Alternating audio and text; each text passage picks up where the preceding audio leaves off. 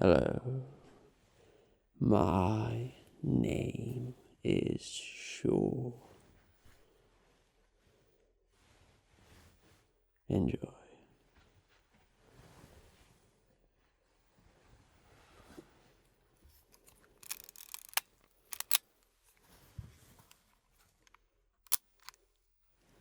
Excellent. Hello and welcome to another ASMR video, and in today's video I wanted to just have a little rant about one of my favourite hobbies, and that is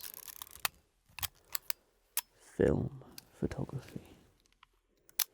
Now, I am a big supporter in the old classic film style.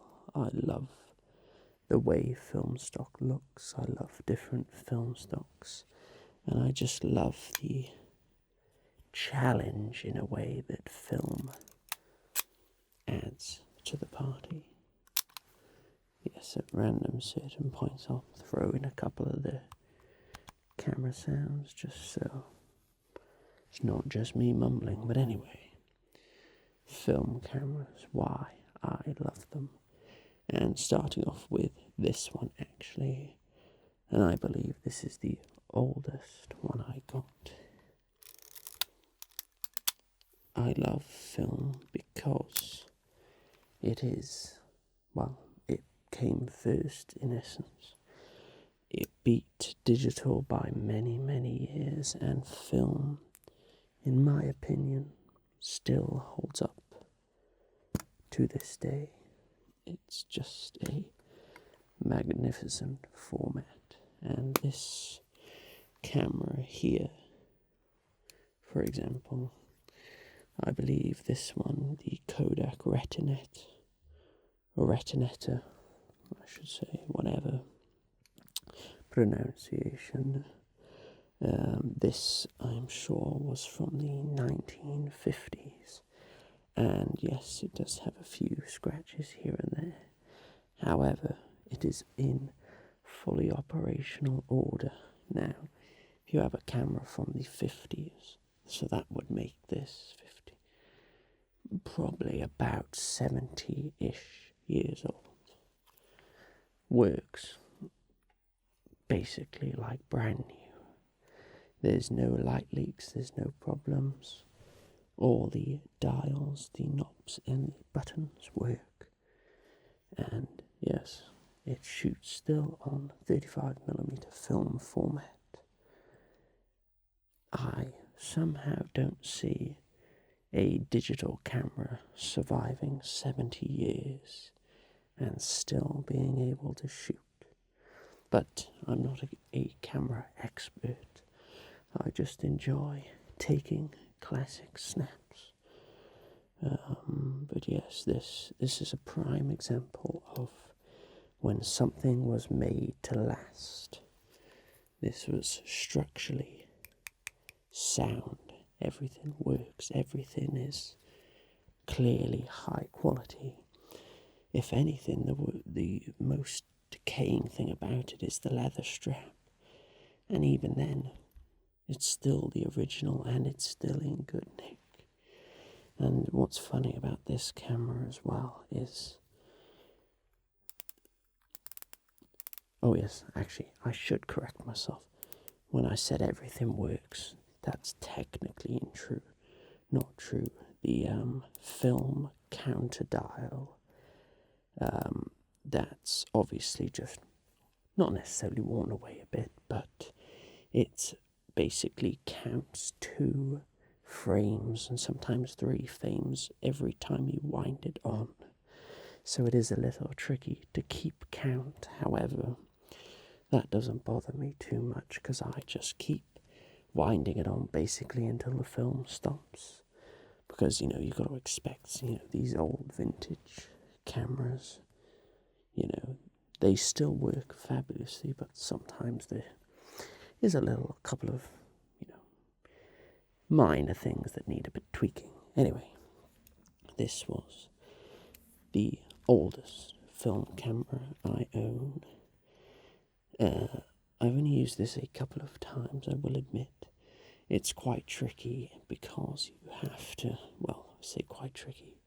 It's very tricky. I don't have a focusing ring or a proper light meter, and this requires a light meter and a focusing thing. So basically it's a bit of guesswork and a tape measure when I use this one, but it does make some lovely images. Anyway, let's move on to the next camera.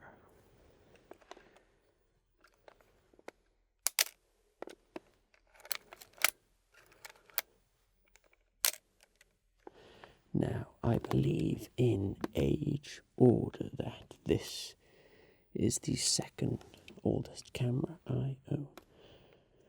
I can't say for definite, but I believe this is the Halina 3000. However, I could be incorrect. Anyway, this camera is an interesting one. Unlike the first one from the 50s that does work and is in very good working order, this, however, unfortunately, isn't so much.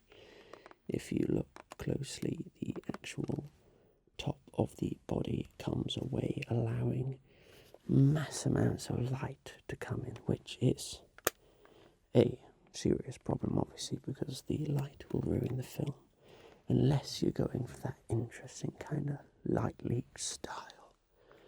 However, this is quite an interesting camera. Unfortunately, I'm yet to use this camera, but if I were to use it, once the film is obviously correctly loaded in, I would just cover this camera basically completely in tape, because it's unfortunately kind of falling apart.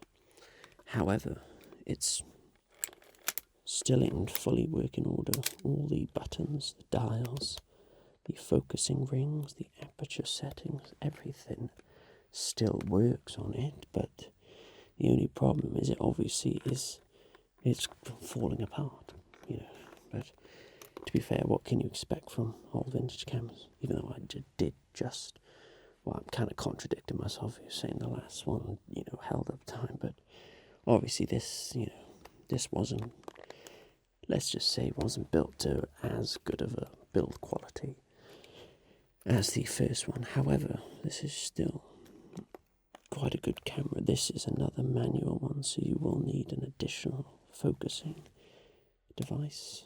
It comes in 3.5 feet, 5 foot, 7 foot, 10 foot, 15, 30.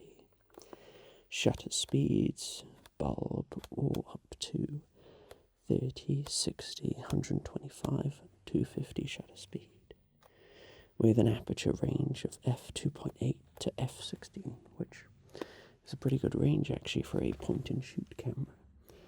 And I do find it very funny when you look through the rangefinder or viewfinder, you can actually see in the bottom corner the lens of the camera, which is a very strange design. But so when you're framing up your shot, you can always see the bottom ring of the camera, which is fun. But anyway, that was this next camera. I have a total of, how many do I want to? I have a total of 5 film cameras, and I got a feeling that my collection will ever be growing. But that was this one, quite a fun one that I'm yet to use. However, once I do use it, wrap it up with so much tape, I basically need to invest in a light meter and a focusing thingamabob. I can't remember what they're called, but I need to, because if I want to use these classic cameras, obviously, it's basically all guesswork. But anyway, that's this camera. Let's move on to the next film camera. Now, this camera here is a beast. This is the Pentax K1000. I think a very famous and very well used film camera.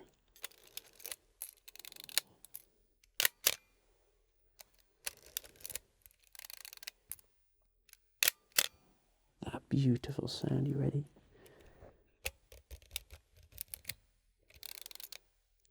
There, on the wind back.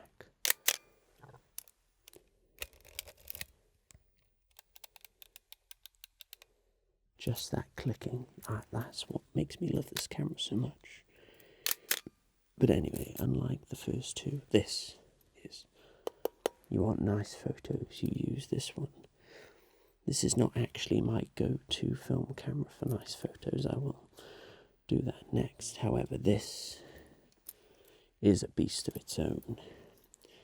Very solid design, and I've taken some pretty nice photos, I'm not going to lie with it. Very happy, unlike the other two cameras with their viewfinders, or rangefinders, I can't remember. Damn it, I call myself a film camera enjoyer, I can't even remember.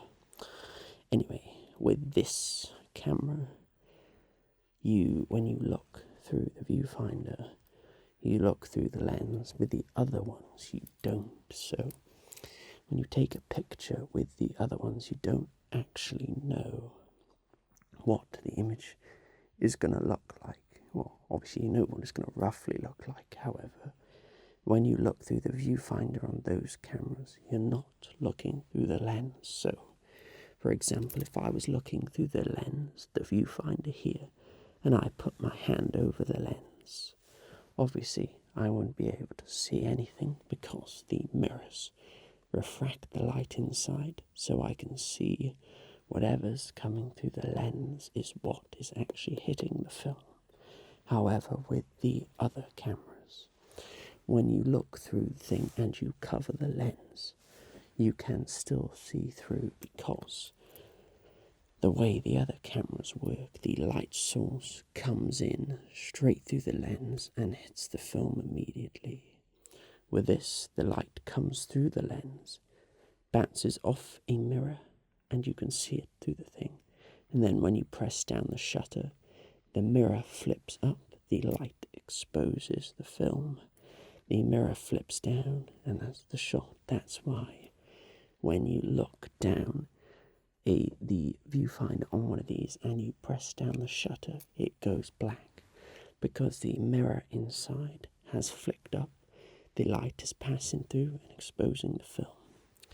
However, with those cameras, when you press down the shutter, because the viewfinder is separate to the lens, the light simply passes through and you can still see through, but what's being exposed is marginally different to what you can see. That's just the basic interpretation, really.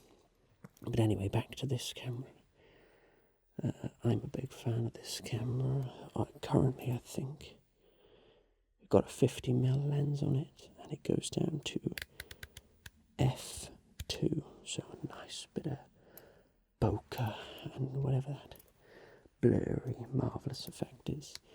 But yeah, this is a very nice camera. It takes some very nice photos. This lens goes from an f2 to an f22 if you want absolutely everything in focus.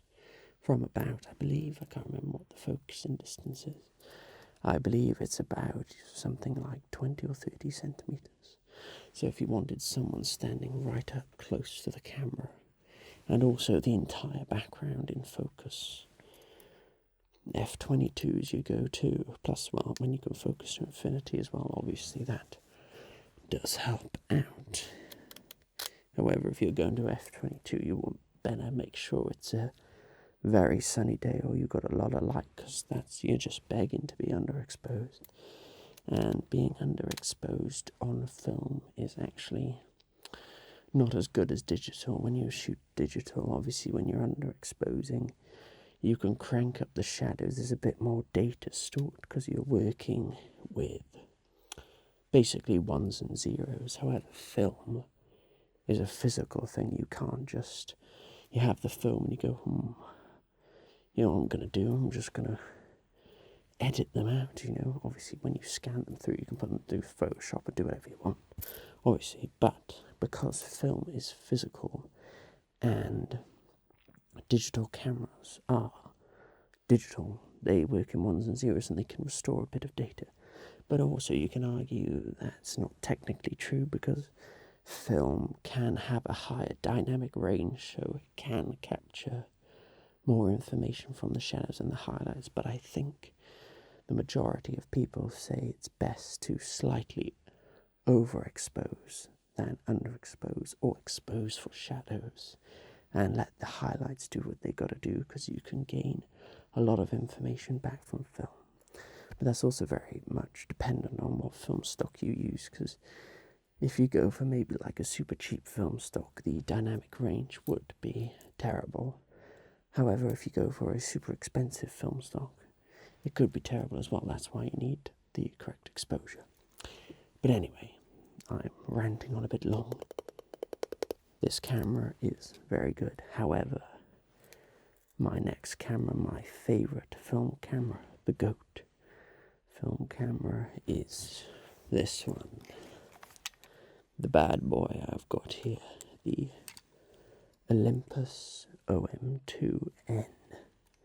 Now, this is my go-to for getting some nice, crispy photos. It's even got, well, when I bought the camera, it came with this bottom mount. It's like an electronic winder, and it also comes with a grip. However, I don't actually use the bottom. If I were capturing motion, say for example a flurry of photos, yes, I could plug it in and it might be useful. However, I keep it on the camera because it allows me to have a really good grip, because I don't like to rush. I find a lot of peace and comfort shooting film photos. I don't like to rush my shots. I like to, wherever location or wherever I'm going, I like to really stop, input the details. Not, what am I talking about? Input the settings, for example, aperture, shutter speed, get the focus, and there's something just satisfying about, I would say, winding it on, but it wasn't pulling hard enough. Terrible.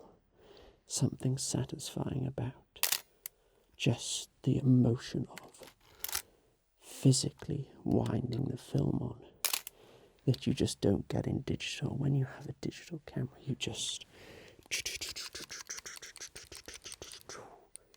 and it's over. You know, there's no patience, there's no framing. Obviously, there is some of the most famous photographers ever are using digital, and I do shoot digital cameras as well, because, well, film is just very expensive and I can't afford it, basically. And, you know, I've even had to invest into self-developing all my stuff, but I do really enjoy that. But that's a whole separate method to, you know, I quite like stuff like, you know, Lego sets, stuff like that, because you have to follow strict set rules. You have a picture, and what you make is you follow it. That's why I quite like film developing, because it's all offset times. For example, water temperatures. If I'm developing black and white film, the water temperature has to be 20 degrees. You've got a tiny bit of leeway, but you want it to be 20 degrees. If I'm developing colour film, for example, C41, that can be, well, technically it can be developed at a few different times, but you want it at about 38, 39 degrees, depending on, obviously, film stocks and stuff like that. But you need water regulators. I got a little sous vide machine, so I can keep a constant water flow, which I might have to maybe make a good video actually explaining how I develop my film sometime. But anyway, there's millions of done of how, you know, people self-develop. Anyway, way off topic, but this camera, I do really like it because it's just makes really crisp images. It's nice. I love the grip to it. It's, you know, I feel like I can comfortably. Obviously, I would always have the strap on. I thought I'd just take the strap off, obviously, just to make it look a little nicer. But if I were to ever do, I'd have the strap wrapped around my wrist so I could comfortably hold it like that. So if I am, not that I do run and gun, but if I were to quickly take a snap of something and I already know the rough settings, I could hop up, bang, and I've got it. It's handy having a thing, but usually I will wear it around my neck, and whenever I want to take a photo, a nice photo, I will pull up, frame the shot up, make sure the lens cap is removed, obviously, focus in, do the things. I need a proper light meter, but at the moment, the light meter inside this camera is actually very good. And yeah, take it, and I believe this came from either 1975 or 79, I believe, the Olympus. I think the Olympus OM-2 was maybe 1975. This, the N version, I think maybe 1979 or something. But yet again, this camera's almost 50 years old, and it works fine. I've got no light leaks. Everything works on it, the light meter, the battery, I mean, even this, the mount, the battery-powered mount, even that works absolutely fine. I just need to put batteries in it if I want to use it, but I enjoy winding the film on. But anyway, this is really nice for anything really, portraits, landscapes. I mean, when you take it off, the camera actually looks a lot smaller, it looks a lot bulkier with the mount on. But anyway, regardless of the point, my final film camera, the final one I got, the most recent one I got, and I got this one because I literally just love the look and feel of point and shoot cameras, and it's this, the Kodak Ektar H35. Now this camera is great because you just wind it on and click, wind it on and click, and that's it. It has two buttons on it, the shutter button and flash on and flash off, and that's it. I know this video probably sounds like a massive marketing campaign for film cameras. However, I am just genuinely passionate about the whole film thing, and I believe it's a dying thing and we should bring it back because it's just very nice. But anyway, this was the most recent film camera I got. It's a half-frame camera, so this has saved me quite a bit of money. Usually I like to roll my own film, and I like a 24 exposure reel, because I feel sometimes with 36 I get to about the 30 frame mark and I start rushing the end ones just to finish the roll if I go out and I just need to finish it instead of it just being sat in the camera. However, with a 24 exposure, I find that I go out, take some nice shots, and that's just the perfect amount of frames. But with this bad boy, because it's half frame, I can get about 48 photos for a 24 exposure reel. Obviously they're half frame, so the resolution is decreased a little bit, but it doesn't bother me because it's film, it's not meant to be perfect. And obviously the best way I like to think of it is with the flash and no flash. If you're outside, no flash. If you're inside, flash. And it's something about when you see those pictures of like people's faces being completely whitewashed with a flash, their eyes beaming, and the background super dark, just, I don't know, something classic and magical with it. But anyway, I believe that's enough ranting for one day. I could be here all day talking about this. Maybe if you did enjoy this video and you wanted me to make a longer one, I could probably just mumble on about this for hours on end. I could even turn into something else. But anyway, I must stop myself because I have many more videos to film. Anyway, on that note, I hope you enjoyed this slightly different video, a bit more of a talking, mumbling around. This is the kind of videos I like. I love just talking about my passions, really. I love films and I love film cameras. You know, and if anyone wants me to direct a film, I really want to direct a film. That would be my number one goal in life, to write and direct my own film. So anyone sees this in a few years' time, they think, damn it, he's gone off and he's become a multi-millionaire making some of the greatest films ever. We should have snatched him up while we could.